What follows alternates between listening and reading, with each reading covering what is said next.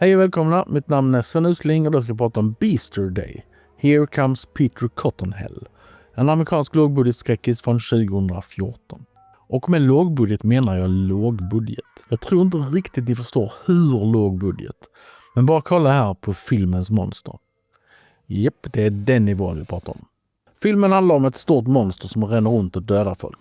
Det finns en samling karaktärer som antingen är för detta porrskådisar, som finns där mest för att visa upp ett par av sina kvaliteter.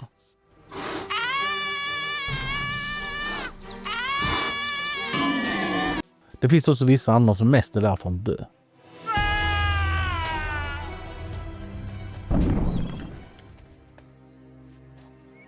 Närmare bestämt handlar filmen om Doug, en jobbig idiot som jobbar som hundfångare. Filmen handlar också om Brenda, en misslyckad skådespelare, misslyckad operasångare, misslyckad konstnär som blir Dougs kollega. I know what I'm meant to do, Dad. I know what my new career is going to be, and I know it's going to work. What is it now? I'm going to be a poet.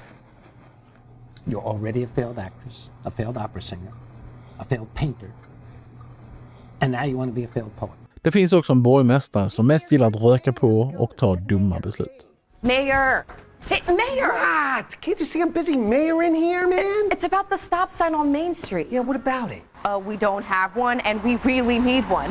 We don't really need one, do we? There are traffic accidents almost every week. That's what car insurance is for, man. Som ni hör så har vi en ny Hajen på gång. Det är dock inte riktigt lika bra. Den här filmen består mest av små vignetter där helt orelaterade karaktärer blir dödade av monstret. Och då klipper vi tillbaka till Doug som försöker ragga på Brenda. Upprepa detta och vi har ett lyckat. Vi har ett koncept. No, I just have a quick question. What?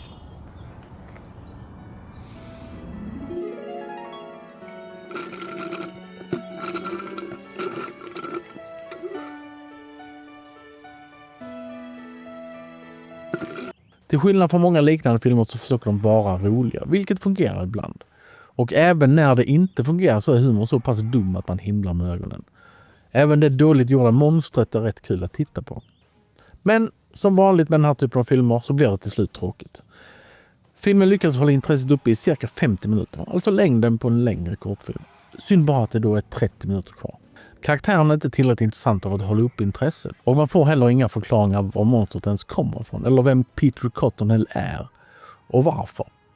Det är absolut ingen seriös film så då hade det passat med en riktigt korkad förklaring till monstrets bakgrund. Kanske har den ätit en radioaktiv morot.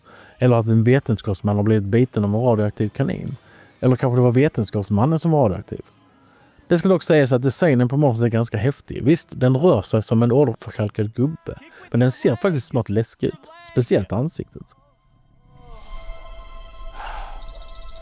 I guess this is karma for all those chocolate rabbits I ate as a kid. En intressant fråga är ifall filmen hade tjänat på att inte visa monstret så mycket. Eller om det är monstrets överexponering som gör att filmen funkar så pass väl som den gör under så pass lång tid. Med allt det sagt så är det jobbigt med filmen ändå klippningen. Den är frenetisk och stressad, utan någon som helst anledning. Scenerna får aldrig vila, förutom när det gäller tuttar och monster. Helt vanliga dialogscener klipps i ljusets hastighet. Jag är aldrig förvirrad av vad som sägs, men det är jobbigt att titta på. Hey, buddy, let me give you a hand with that. Oh, it's okay. I can. Oh, I can see. What? Oh, Hector. I mean, I'm really sorry. Just a little superficial damage, nothing some glue won't fix. You did that on purpose. Hey, now we're a team here at Catchers in the Rye. Regissörerna är bröder, varav den ena länge har jobbat med porr, vilket förklarar att många av de tuttarna vi ser tillhör porrskådisar. Som helhet är det en stundtals rolig lågbudgetskräckis med ett kul monster som tyvärr varar allt för länge. Betyget blir en 1.